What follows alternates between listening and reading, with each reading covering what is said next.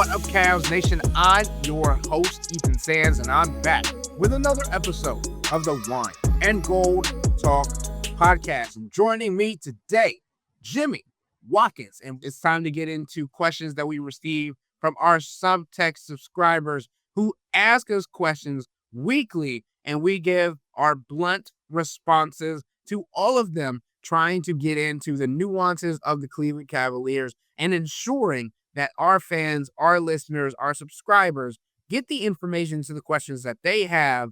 And the only way you can get your questions answered is by subscribing to Subtext. 14 days free or $3.99 a month. The steal of a deal that comes especially with the opportunity to leave and come back at any time that you want, and you get to choose how you get your conversations and how you get your information on the Cleveland Cavaliers directly to your phone from some of the most knowledgeable ball knowers in the land.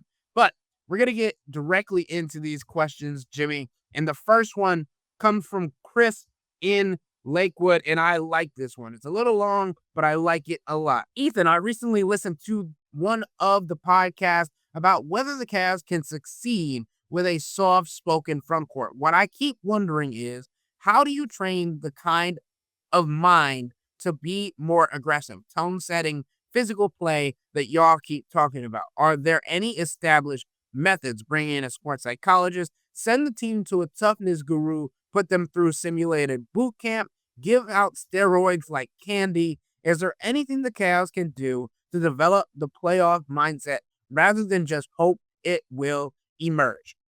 Chris, I think this is a good question because it is so difficult to think about what is necessary to be done for the Cavs to get to this level. And I think the best example is one of the youngest players in the NBA to date.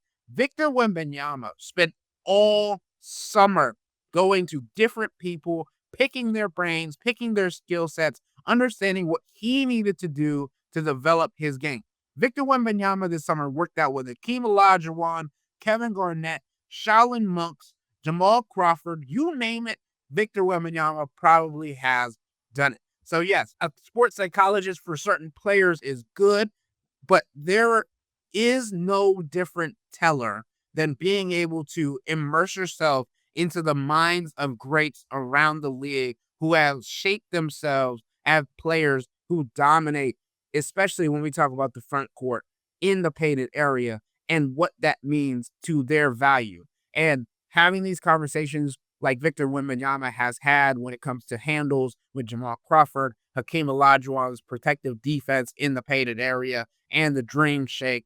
Obviously, Kevin Garnett, the art of smack talking, the art of defense, the art of the mid-range game, all of these things.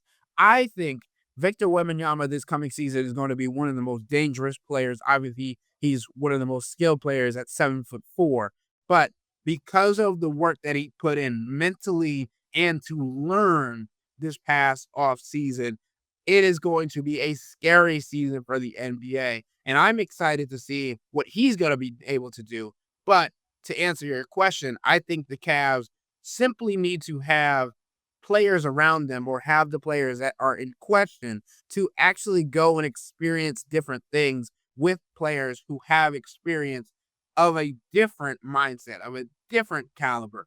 Or if you are okay with them being soft-spoken, hey, Tim Duncan, would you be willing to talk to Jared Allen and Evan Mobley about how you were successful? Tim Duncan, right? A quiet, soft-spoken guy that was still a killer mentality and would get you and small entities of the game. And I love the stories that Kevin Garnett tells about how he was like, just so close, too far away. Like, like whatever happened in the minutia of the game that allowed Tim Duncan to overcome the smack talkers, to overcome all of these things in the NBA.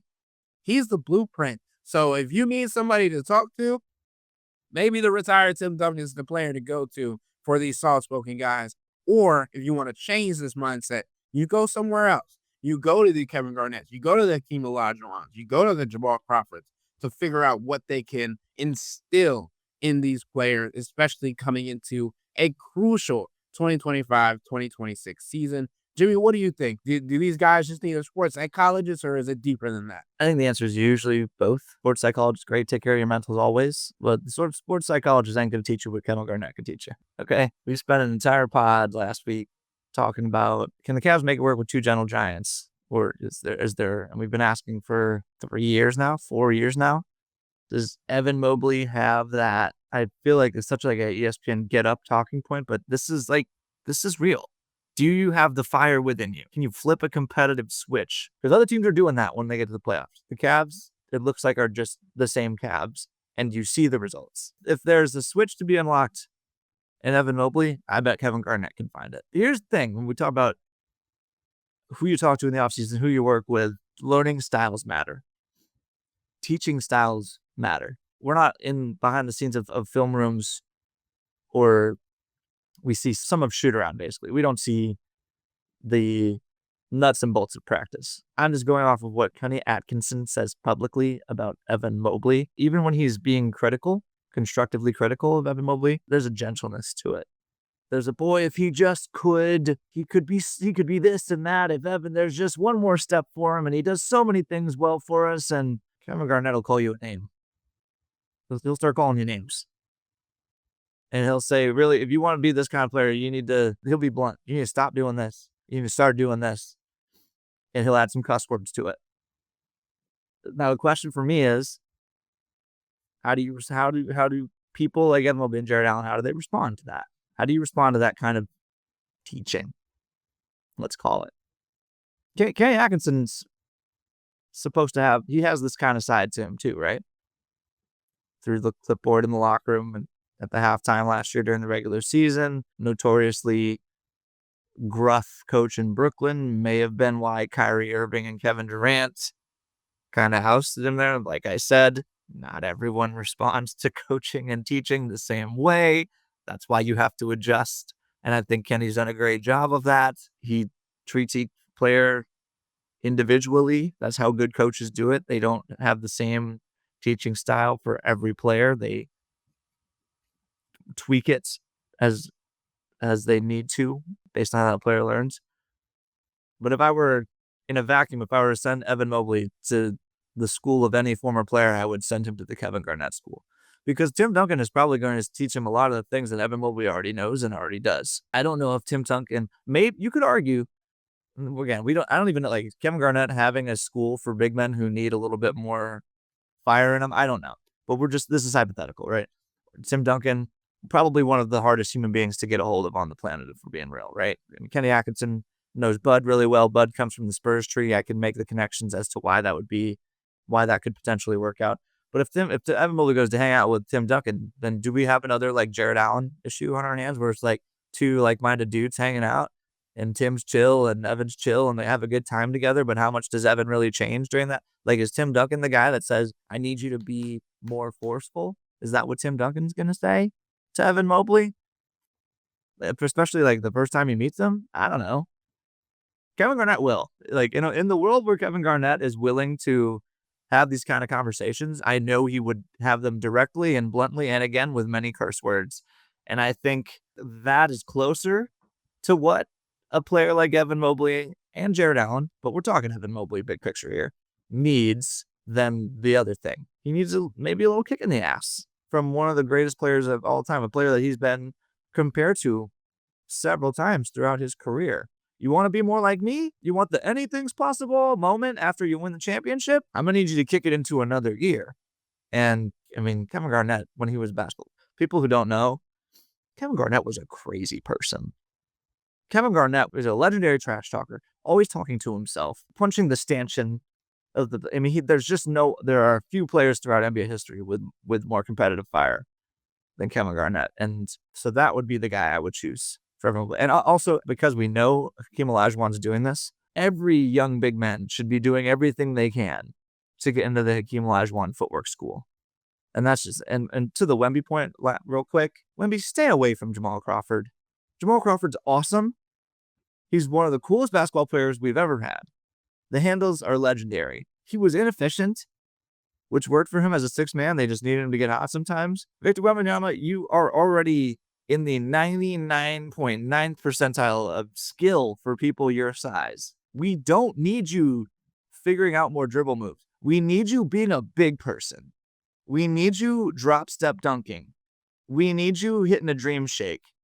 We don't need you putting together a sick series of dribble moves into a 17-foot pull-up. We don't need that from you, okay? Victor Wembanyama is living proof that humanity knows no bounds, okay? But we don't need more of that. We need more Akeem Olajuwon. It's like Evan Mobley. We don't need more Tim Duncan. We need more Kevin Garnett. And lastly, on the point of Victor Wembanyama, he was training with the Shaolin monks in China, focusing on discipline, meditation, and physical resilience, because obviously we know he's had an injury history since coming to the NBA. But when it comes to these players, Evan Mobley and Jared Allen, I want to just end on this. I do agree with you, Jimmy. I think every big man should be in conversation with Hakeem Olajuwon, working on their footwork. But for others, like more chill-mannered players, maybe Evan Mobley goes and talks to Dirk Nowitzki. Maybe he goes and talks to Tim Duncan. Those are the ones for me. Obviously, my players who I would want Evan Mobley to work out with would be Kevin Garnett, Hakeem Olajuwon, Dirk Nowitzki, and Tim Duncan. And then the player that I think Jared Allen needs to work out with, Pau Gasol, a guy that necessarily didn't have a whole lot of flair, but when he did, he was roaring. Kind of like Jared Allen, who on occasion will slam down a dunk and then make a little bit of a celebration from it. Pau Gasol is a guy who, one, has a championship pedigree because he was on teams with Kobe Bryant, but also understanding that he knew how to play his role to a T. And I think that's especially important for a guy like Jared Allen, whose role is critical for this Cavs team. And that kind of gets into the next question on the podcast from a new in San Francisco who asked, to become a top defense again, as you guys have noted on the podcast, is it more driven by player effort or coaching schemes? And who on the coaching staff is a defensive specialist? To answer the first part of the question, it's both, right? Defensive effort can only go so far if the schemes are not being put into place, and the defensive schemes can only go so far if the defensive effort is not there. So obviously we know Evan Mobley and Jared Allen are the leaders of that defense. We've had a separate podcast on that about how they want to be more vocalized in the coming season to ensure that the defensive sets are put into place. But these defensive sets are important because if Kenny Atkinson has it set up so they're in drop coverage, or they're in switch coverage, or they're in a box and one, or they're in all of these different sets, it has to be based on what the opposing offense is doing, one, obviously. Two, it has to be adjustable in real time, being able to change based on mistakes, based on what is happening in the moment of the game, where you have to think about it for a split second and then initiate it, or the Cavs defense itself, the players, take the initiative and change it themselves while realizing that something is not working. That's how you become a free-flowing, competitive defense on a nightly basis. A top 5 defense in the NBA is having players willing and capable to make adjustments on the fly on both ends of the floor, but in this case, defensively, being able to understand what the offense is doing successfully and taking that away from them. It's more lineup decisions, frankly. It's a top-down philosophy. J.B. Bickerstaff was an Isaac Okoro guy. Kenny Atkinson's a Sam Merrill guy. In the playoffs, Sam Merrill was a spot starter for the Cavs. J.B. Bickerstaff isn't. I mean, Isaac Okoro would be your spot starter oftentimes. You just look at in the Cavs starting lineup last year, Donovan Mitchell, Darius Garland, Max Strus, 3 attackable defensive players.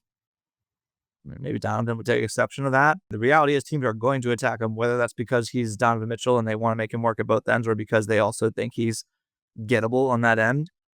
I think the difference is kind of moot. They're attacking you at the end of the day.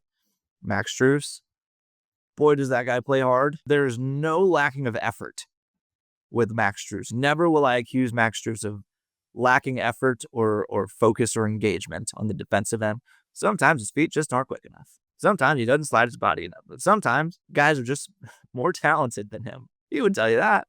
Darius Garland, sometimes just too small. The Cavs last year, I feel like, really tested the limits of, like, how true is it that Evan Mobley and Jared Allen are cheat codes? Like, can we just throw out whatever around them? We saw Isaac Okoro's role diminish. We saw Dean Wade's role diminish. Those are your two best perimeter defenders. Whoops. Isaac Okoro's gone now. Whoa, what happened here? In the playoffs, neither of those guys were playing very much. You saw what happened. The Pacers scored on them a lot. That's why when we were saying that this couple pods ago, probably a couple weeks ago now, that this beginning of the season stretch gives the Cavs an opportunity to really get back to their roots. Yes, maybe it's a mental approach from guys like Donovan Mitchell and Darius Garland when he comes back, but it's also just like Darius Garland and Max Strus aren't in there. The guys that are going to replace them are probably going to be better defenders. And when I'm thinking about like a defensive philosophy and, defense first, Kenny can say until he's blue in the face last year, their defense first. His choices were telling us that wasn't the case. The numbers were telling us that was not the case. And the way Kenny reacted to those numbers, where the Cavs offense was better than it had ever been, and the defense was slipping, and the Cavs were just like, yeah, we're top 10-ish. That's cool. The reaction to that, which was, we're doing the right things, and by the way, they did win 64 games, but your reaction to that tells me, this is good. We're okay with this. We're okay with some defensive slippage if the offense stays what it is. Now, it didn't, and that's the issue. There's a question that we need to consider here as an organization. What is the more bankable side of the ball for us? Like, the Cavs offense against the Miami Heat was transferable last year. I think against some of the teams that they'll see in the East this year, that's transferable. At the highest level, I have more questions about that. And if that's the case, if you run into a situation where your offense isn't quite what it was during the regular season, maybe you need to change up your lineups a little bit. Could it be that the defense, which bad as the offense was under JB Bickerstaff, it was bad. It was bad in the playoffs. It was league basement essentially both years. Okay? Defense held up. Defense transferred over from the regular season to the playoffs, in part because JB Bickerstaff was playing dudes who could guard. That was his prerogative. The flameouts under JB were even more egregious at times. I mean, the next one in particular, where the offense just completely disappeared, and the Cavs still had the best playoff defense in that first round. Didn't matter because you couldn't score, right? That wasn't the right approach either. But Kenny's got to find this balance. Kenny's got to find this balance between I am an offense guy. I like shooting threes. I like pace and space. I like guys who move without the ball and confusing defenses. I'd be interested to see if the Cavs admit at any point during this preseason that they lost that defensive identity. Even last year during the playoffs, when the Pacers were running it up on them, Kenny would say, like, our offense is failing our defense, which again, I guess particularly against the Pacers can be true because of the way they rely so heavily on transition. When you miss it, it fuels their transition game to the nth degree. But if your defense is slipping and you just pretend to be a defense first team and your defense is slipping, and then we come and ask you about it and you say, well, our offense is hurting us. You're not a defensive first team. That's not how defense first teams think. They just think, our defense is slipping. We need to be better at defense. Simple as that. So I think it's lineup decisions. It's a organization wide. It's not like Donovan Mitchell stopped playing hard on defense or Darius Garland stopped playing hard on defense last year. If anything, I thought last year at times those guys were engaged as they've ever been because they thought there was a real chance that we could win a title here. Just fell apart because I thought the Cavs shifted away from the personnel that made them great. And again, the personnel wasn't always the best fit in the playoffs, but there's got to be a balance here. Jimmy, you know what your conversation just reminded me of? It reminded me of Moneyball when the general manager was talking to the manager of the clubhouse and was like, yeah, well, you're not going to be able to start Carlos today. Well, I'm going to start my guys how I want to play them, right? The manager responded. And the GM said, oh, no, you're not going to be able to play him because I traded him. He's not here anymore. So it was an organizational decision that forced the coach to make other changes that fit into the identity that they wanted to create, the identity that they wanted. Sounds really similar to what the Cavs did. Hey, Isaac Okoro is a guy that's been playing decent defensively for us for years now, a product of his environment and a product of what we brought him up into. Kenny, you didn't want to play him because he can't score offensively in the playoffs. Understandable. Well, he's not here anymore. You need to find a replacement for our best perimeter defender. Oh, here comes Lonzo Ball, right? Lonzo Ball does both offensive production when it comes to passing and off-ball movement and all these things, but he can also defend the best player on the opposing team's offense. Plus, he's 6'6". Kind of goes hand in hand, right? You make a cut from a roster that you don't necessarily want to make, but you understand the value and what you're getting back. So the decision for Lonzo Ball made a whole lot of sense because of what he can do on the court offensively and defensively to counteract the loss of Ty Jerome, the loss of Isaac Okoro, but also understanding that it was a cultural fit. That's kind of the direction that the Cleveland Cavaliers organization has continuously gone when it comes to players and acquisitions over the last few seasons. It's we don't only want you to fit our scheme, but we want you to fit our culture. It could have been an organizational decision. Obviously, Kenny Atkinson has a say in what happens, but as we know, George Niang, Karis LeVert, casualties of what the organization believed was possible when it comes to the playoffs of last year that didn't come to fruition. This coming season, all of the moves that they've made thus far in the offseason, still waiting on that 14th roster spot to be filled, have been defensive oriented, right? Lonzo Ball, great.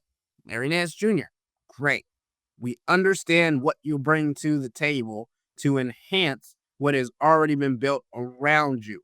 Also, the defensive efforts that you mentioned, Jimmy, could help what Lonzo and the Cavs and Kenny Atkinson tried to do, because we understand that, hey, if Donovan Mitchell going to play as hard defensively as he did last year, putting him next to Lonzo Ball, ooh, you got long arms. Remember, we had this conversation last year, Jimmy. You think about a defense with Lonzo, Donovan, Dean Wade, Evan Mobley, and Jared Allen. That wingspan, and you can go damn near across the entire court with that, right? So I do think it's important to note that this team and the decisions that were made this offseason have been defensive oriented, and it'll be interesting to see how Kenny Atkinson balances offense and defense, because he's been the one that's been preaching defense one, but he also brought from Brooklyn one of the best zone defenses or most used zone defenses in the NBA. So if I had to say there was a defensive specialist on this team, it's funny because when it comes to zone defense, Kenny Atkinson is the specialist. Everything else, up in the air. I view Kenny's staff like some teams have like a straight up defensive coordinator in the NBA.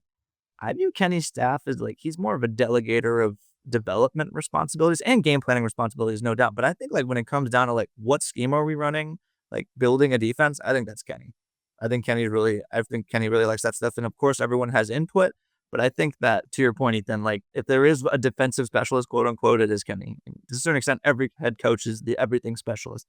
But I just don't view this staff that way. I think it's more about player development than it is about guys who can bring in the schemes that Kenny needs. Defensive specialists were like Ty Lue and Steve Kerr, maybe, if you will. But when he stopped there as an assistant coach. I also want to make another example of the Cavs last year and their mentality when it comes to where we lean offense, defense. The curious case of DeAndre Hunter, right? Played a career low 25 minutes a game last year after he got here. Part of that's because he didn't know the system very well. He had one practice between the trade and the playoffs. This stuff is all well documented, right? We'd ask Kenny, or we would have the conversation on this podcast, why isn't DeAndre Hunter playing more with starters, playing more in general? It would be, well, we like him in the 6-man role, right? That's better for his offensive rhythm. And we posited, we didn't know, but I feel pretty good about this, that maybe part of the reason DeAndre Hunter didn't play more is because he's kind of a ball stopper. And Kenny likes his beautiful flowy offense where it's, 0.5 basketball. Everyone makes a decision as quickly as they can. You know what? Neither of those rationales refer to defense. And DeAndre Hunter, when they first traded for him, was like, oh my God, I feel like 7 different people from the Cavs within the span of 3 days were like, did you guys see this game against the Spurs? DeAndre Hunter was guarding Wemby. This guy's a 1 through 5 switchable defender. He's this, he's that. He won Defensive Player of the Year in the ACC. He's your answer to this balance of I want to maintain spacing and I want to maximize the scoring potential we have on the floor, but we also need really good defense. DeAndre Hunter, in theory, I actually think DeAndre Hunter is a little bit overrated as a defensive player, but we could talk about that another day. But in theory, this is your guy. He's big. He's long as hell. He's so toolsy defensively. Why isn't that part of the equation? There's a lot of reasons to play DeAndre Hunter more. We've talked about them a billion times. Why isn't that at the forefront? Why is it that we need to maintain his offensive rhythm? Like that's the priority. Or again, this is a theory. We've never really said it out loud, but I think why is it that DeAndre Hunter's ball stoppiness holds him back when it could be, if we reframe this, if you're a defensive first team, he has awesome defensive tools and we'll figure out the rest of the stuff. Yeah, he stops the flow of the offense and goes ISO and takes some mid-range jumpers that we don't love, but we can stick him on a really big wing at the other end, and that's important to us.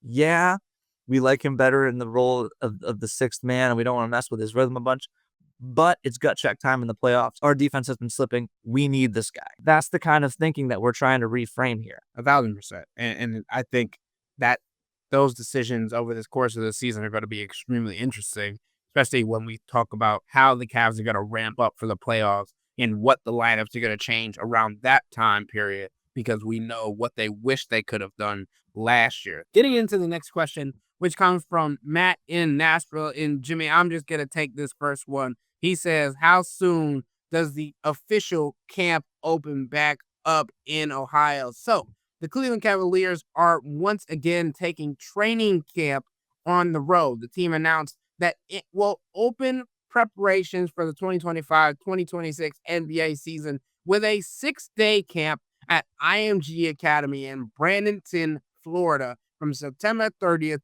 through October 5th. The trip follows Media Day, which is on September 29th, and will set the stage for the Cavs' 4-game preseason slate beginning at Rocket Arena on October 7th against the Chicago Bulls. With all that being said, that'll wrap up today's episode of the Wine and Gold Talk podcast. But remember to become a Cavs insider and interact with Chris, me, and Jimmy by subscribing to Subtext. Sign up for a 14-day free trial or visit cleveland.com/Cavs and click on the blue bar at the top of the page. If you don't like it, that's fine. All you have to do is text the word stop. It's easy. We can tell you that the people who signed up stick around, because this is the best way to get insider coverage on the Cavs from me, Chris, and Jimmy. This isn't just our podcast, it's your podcast. And the only way to have your voice heard is through Subtext. Y'all be safe. We out.